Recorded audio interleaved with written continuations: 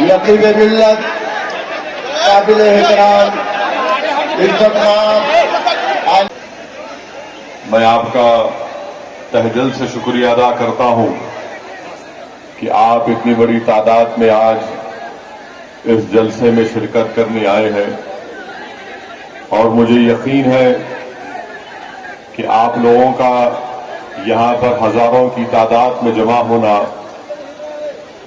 इस बात का पैगाम देता है कि इंशाअल्लाह ताला अब की बार आइंदा जब 2022 में नानपारा के विधानसभा के चुनाव होंगे, यहां से इंशाअल्लाह ताला आपकी मोहब्बत, आपकी दुआओं और रौफ की वजह से यहां से मजलिस इत्तेहादुल मुस्लिमीन का उम्मीदवार जरूर कामयाब और कामरान होगा। मेरे अजीज दोस्तों और बुजुर्गों, अभी हमने जनाब शौकत साहब और मौलाना लईक अहमद साहब की तकरीर को और थोड़ी तकलीफ भी हुई कि यहां के मुकामी प्रशासन एडमिनिस्ट्रेशन की तरफ से रुकावटें पैदा की गई मजलिस के इस जलसे को रोकने के लिए। खैर, उस उन्वान पर हम जरूर बात करेंगे। शौकत साहब ने मुख्तसर सी बातें की हैं, मैं तफसील से उसका खुलासा भी कर दूंगा, मगर उन पर आने से पहले मैं ये जरूरी समझता हूं कि उत्तर प्रदेश में जो बीजेपी की सरकार है, पिछले 4.5 साल से उत्तर प्रदेश में बीजेपी की सरकार है और मुख्यमंत्री योगी आदित्यनाथ है। बड़ी बड़ी बातें करते हैं, बड़े बड़े दावे करते हैं जो सच्चाई पर मबनी नहीं है कि हमने उत्तर प्रदेश में सबका साथ, सबका विकास, सबका विश्वास किया। मेरे अजीज दोस्तों और बुजुर्गों, मैं बीजेपी की सरकार से पूछना चाहता हूं, क्या ये बात सच नहीं है कि जब कोरोना की दूसरी लहर आई, मार्च से लेकर जुलाई तक उत्तर प्रदेश में लोग ऑक्सीजन के लिए तड़प रहे थे, तो योगी आदित्यनाथ की सरकार ऑक्सीजन फराहम करने में नाकाम साबित हुई। उत्तर प्रदेश में लोग कोरोना से मर रहे थे तो अस्पताल में डॉक्टर्स मौजूद नहीं थे, और डॉक्टर्स नहीं मौजूद होने की एक अहम वजह यह थी कि योगी आदित्यनाथ की सरकार ने डॉक्टर के वो जो सैंक्शन पोस्ट थे उनके ऊपर डॉक्टर का तकर्रुर नहीं किया। क्या ये बात सच नहीं है कि उत्तर प्रदेश में कोरोना की दूसरी लहर में कम से कम 1 लाख से ज्यादा लोगों की मौतें हुई हैं?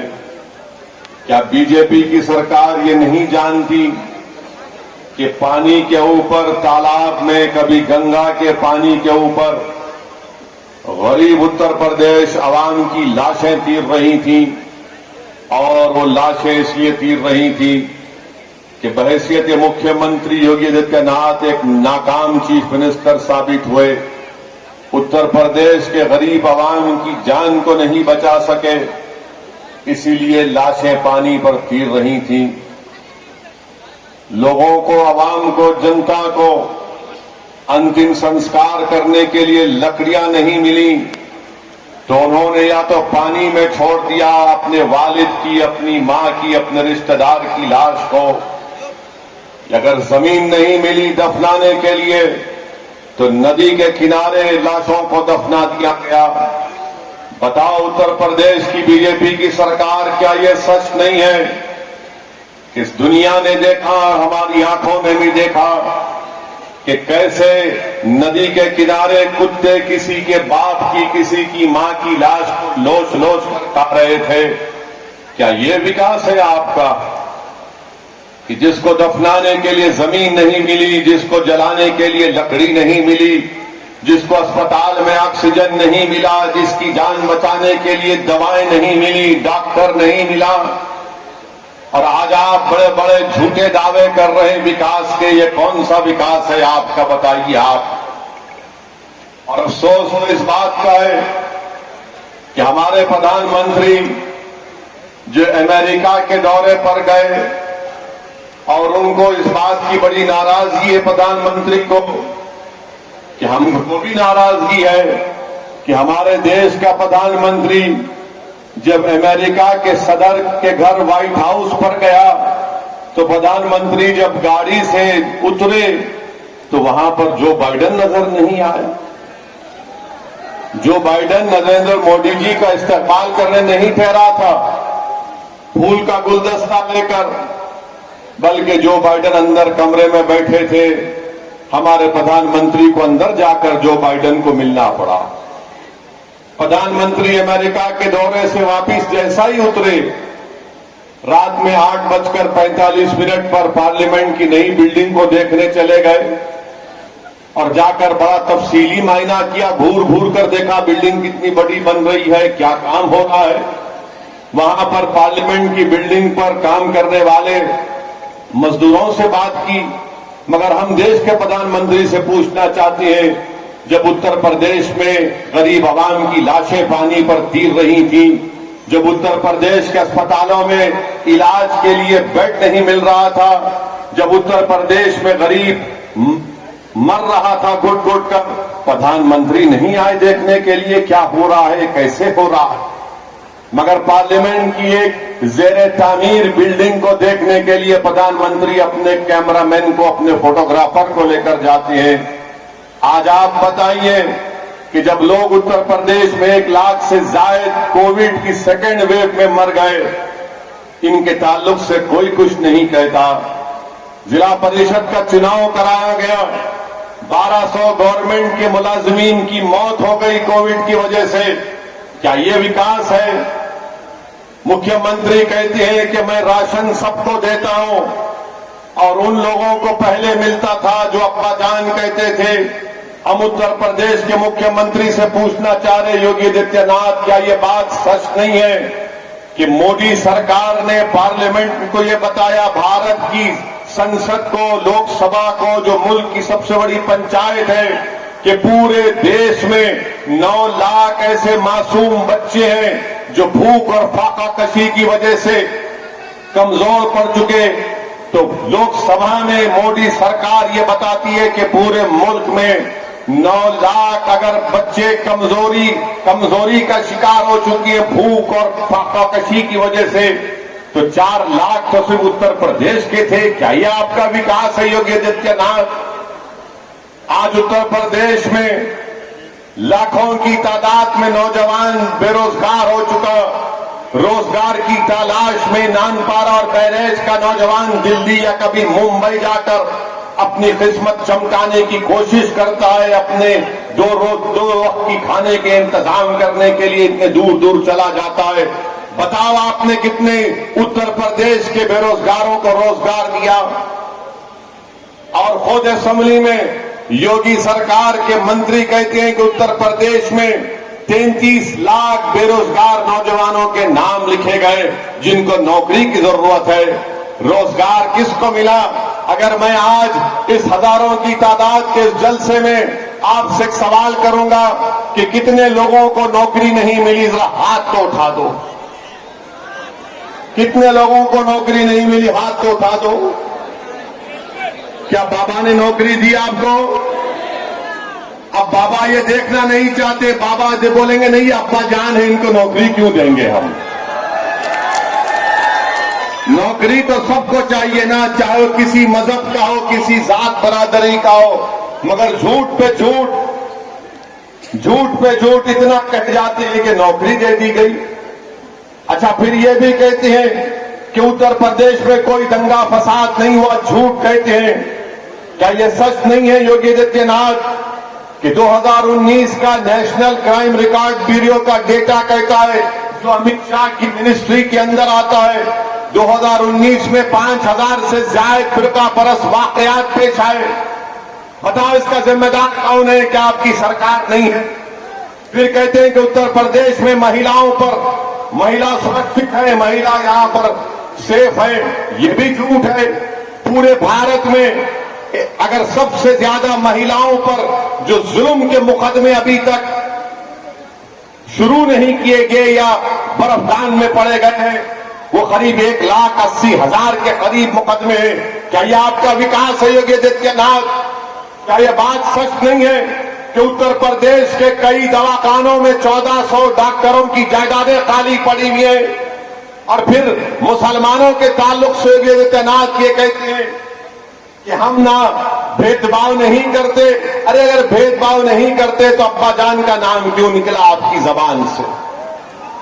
अब्बा जान का नाम क्यों निकला आपकी जबान से? क्यों आपके दिलो दिमाग में ये बात बैठी हुई है कि अब्बा जान के बोलने वालों का ताल्लुक किसी एक मखसूस मजहब से है? हम योगी आदित्यनाथ की सरकार से पूछना चाहते हैं, बताओ क्या ये बात सच नहीं है कि प्रधानमंत्री योजना ग्रामीण में कितने घर आपने अपने मुसलमानों को दिए? बताओ आप। सैंक्शन तो बहुत कागज पर कर दिया, मगर क्या तुमने एक घर भी मुसलमान को दिया? बताओ अगर किसको दिया, 10 नाम बताओ। इतने घर मंजूर हुए मगर कितनों को घर मिला बता नहीं सकते। फिर कहते हैं कि ओवैसी आकर भेदभाव की बात करता है, ओवैसी आकर मजहब की बात करता है। अरे मैं तुमको पूछ रहा हूं कि 4.5 साल का रिकॉर्ड हम तुमसे सवाल कर रहे हैं योगी आदित्यनाथ कि 4.5 साल में तुमने क्या किया बताओ? तो लंबी लंबी छोड़ना शुरू कर देंगे। मेरे अजीज दोस्तों और बुजुर्गों, आज आपको ये जानना पड़ेगा कि योगी आदित्यनाथ सरकार ने अगर भारत में सबसे कम पढ़े लिखे मुसलमान लिटरेसी रेट उत्तर प्रदेश में गए तो मुसलमानों का है। सबसे कम पढ़े लिखे लोग अगर है तो यहां पर उत्तर प्रदेश में कोई है तो मुसलमान है। सबसे कम पढ़े लिखे अगर महिलाएं हैं तो मुसलमान है। इसका जिम्मेदार कौन है? असदुद्दीन ओवैसी है या योगी आदित्यनाथ या फिर समाजवादी की पुरानी हुकूमत रही है? आप खुद सोचिए कि हम पर इल्जाम लगाते हैं कि वोट काटने आया है। एक तरफ ये नाम निहाद सेकुलर पार्टी ये कहती है कि ओवैसी की पार्टी वोट काटने आई है, तो दूसरी तरफ योगी आदित्यनाथ और आरएसएस और वो कट्टर तंजीमें ये कहती हैं कि ओवैसी को भारत से मोहब्बत नहीं है। आप खुद पूछिए कि उत्तर प्रदेश में सिर्फ 2% मुसलमान ग्रेजुएट होता है। इसका जिम्मेदार कौन है? क्योंकि हमको शौक नहीं है पढ़ने लिखने का। मैं आपसे सवाल कर रहा हूं, आपसे सवाल कर रहा हूं, हाथ उठाकर बताइए कि आप अपने बच्चे और बच्चों को पढ़ाना नहीं चाहते? क्या आपको स्कूल की जरूरत नहीं है? क्या आपको नानपारा में डिग्री कॉलेज मिल गया? हमारे बच्चों को पढ़ाने के लिए प्राइवेट बस में नानपारा से बहरेज जाना पड़ता है। और उत्तर प्रदेश में बीजेपी की सरकार कहती है कि हमने यहां पर बहुत बड़ा काम किया। सादात कॉलेज का जिक्र मौलाना ने भी किया। उसका सदर डीएम है, नायब सदर तहसीलदार है। बताओ जब डीएम सदर है तो क्या किया सादात कॉलेज में? योगी आदित्यनाथ ये सादात कॉलेज को अपने खंडेर पर वीरान बनाकर रख दिया। मेरे अजीज दोस्तों और बुजुर्गों, यही सवालात जब मजलिस इत्तेहाद और मुस्लिमीन उठाती है तो सबके पेट में दर्द शुरू हो जाता है, सबके सर में दर्द शुरू हो जाता है। इनको समझ में नहीं आता कि इसके इन सवालों का जवाब कैसे दिया जाए। याद रखो, सच का ये सच्चाई मैं आपके सामने बयान कर रहा हूं और बीजेपी के पास इसका कोई जवाब नहीं है, सिवाय इसके कि जब हम उत्तर प्रदेश में अपने जलसे में इन तमाम सवालात को उठाना शुरू कर दिए तो आरएसएस से वाबस्ता एक तंजीम के लोग जो बुज़दिल है हमारे दिल्ली के घर पर जाकर हमारे नाम प्लेट को कुल्हाड़ी से तोड़ देते हैं, उसको पत्थर घर में फेंकते हैं और कहते हैं कि ओवैसी ने ऐसी तकरीर की थी। तकरीर उत्तर प्रदेश में हमने की थी, तो जब बीजेपी आरएसएस को लगा कि ये सच्चाई बयान कर रहा है, ये जनता के दरमियान में जाकर उनको बेदार कर रहा है, बाशऊर कर रहा है, तो हमारे घर पर हमला करवा दिए। और हमारे घर के बाजू पड़ोसी इलेक्शन कमीशन है, जिस तरह आज 10 कदम पर दिल्ली का पुलिस का हेडक्वार्टर है और पुलिस हजरत पुलिस है, आराम से 20 मिनट के बाद आती है अपने दामादों को भिजाने के बाद हमारे घर पर।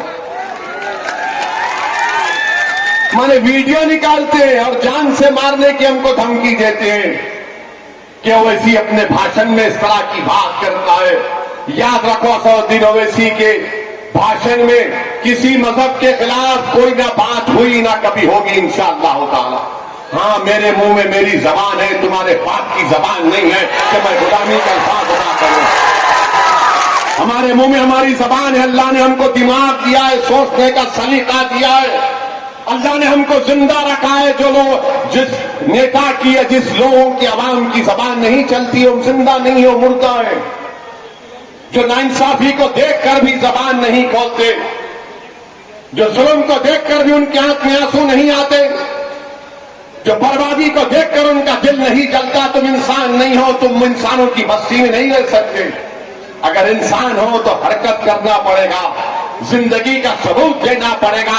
और जिंदगी का सबूत सबसे पहला यह है कि आप नाइंसाफी के खिलाफ आवाज को बुलंद करें। मेरे अजीज दोस्तों और बुजुर्गों, नानपारा में अभी आपने सुना कि यहां पर जो बीजेपी के विधायक हैं, मोहतरमा हमारी बहन है और उनके जो पति हैं वो सपा में चले गए। ये कौन सी मैच फिक्सिंग योगी आदित्यनाथ और अखिलेश कर रहे हैं, बताइए हमको। कि भाभी तो सपा में है और उनके पति समाजवादी में चले गए। कौन बी टीम है बताइए आप? कौन नानपारा की जनता को धोखा दे रहा है कि योगी भी खुश और अखिलेश भी खुश, कि एक मेरे पास है एक तुम्हारे पास है, दोनों बांट लिए क्या नानपारा को? ये कोई मिठाई की दुकान है नानपारा के तुम एक गुलाब जामुन खा लो, मैं बाद में खा लूंगा? आप बताइए क्या काम हुआ नानपारा में? आप विधायक यहां पर हैं, क्या आपको बस डिपो की जरूरत नहीं है नानपारा में? बस डिपो की जरूरत है ना आपको? आपको बस डिपो मिला, योगी दिए। अच्छा, अब आपको ब्रॉड गेज रेलवे लाइन की जरूरत है नहीं है? क्या योगी ने दिया? क्या मोदी ने कुछ किया? कुछ नहीं किया। और फिर नानपारा गढ़ीघाट की रोड 10 किलोमीटर की रोड है, रोड ही नजर नहीं आती, खाली खड्डे खड्डे खड्डे खड्डे नजर आते। अब आप बताइए, तकिया घाट ब्रिज जो सरयू नदी के ऊपर 10 साल पहले मंजूर हुआ, अभी तक काम चल ही रहा है, चल ही रहा। अगर वो काम हो जाता तो 25 गांव के 40,000 लोगों को फायदा होता। क्या किया काम योगी आदित्यनाथ और उनके बीजेपी के विधायक ने यहां पर। मेरे अजीज दोस्तों और बुजुर्गों, मटेरा ब्रिज जो है, जो नानपारा को नवाबगंज से मिलाता है, वो कभी भी गिर सकता है। बाबा को फिक्र ही नहीं है उसकी, मुख्यमंत्री को उसकी फिक्र ही नहीं है।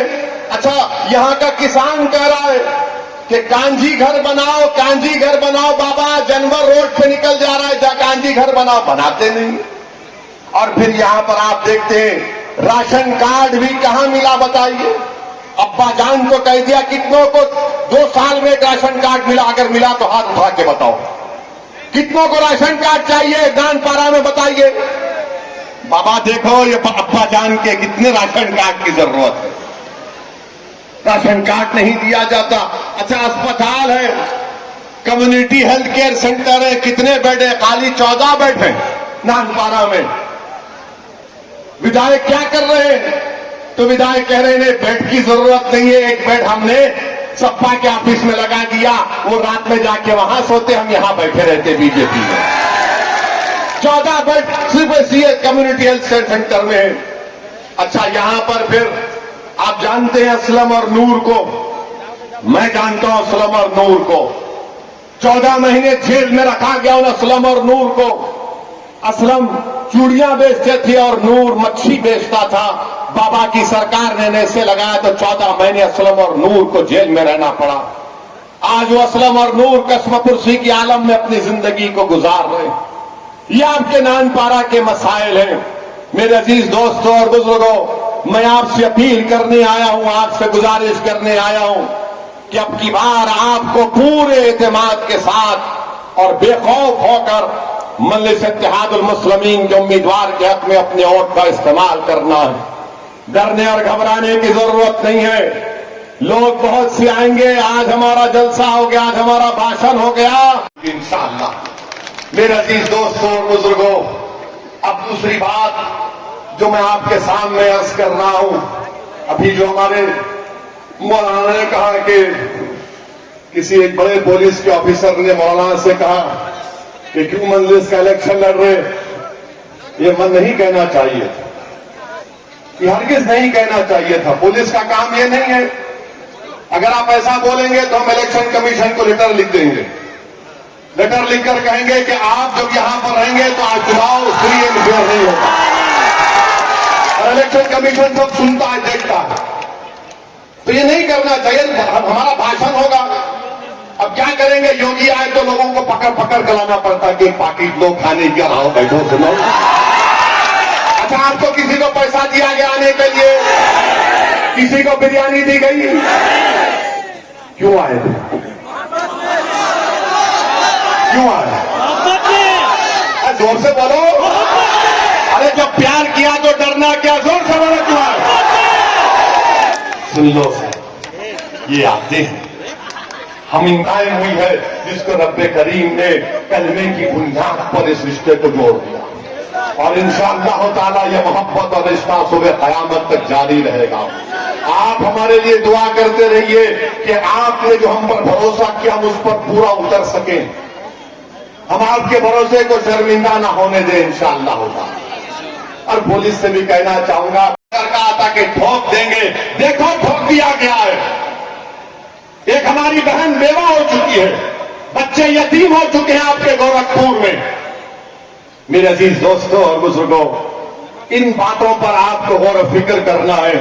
अब तीसरी और अहम बात की है, टाइम है ना, कब तक टाइम दिए? टाइम है, वरना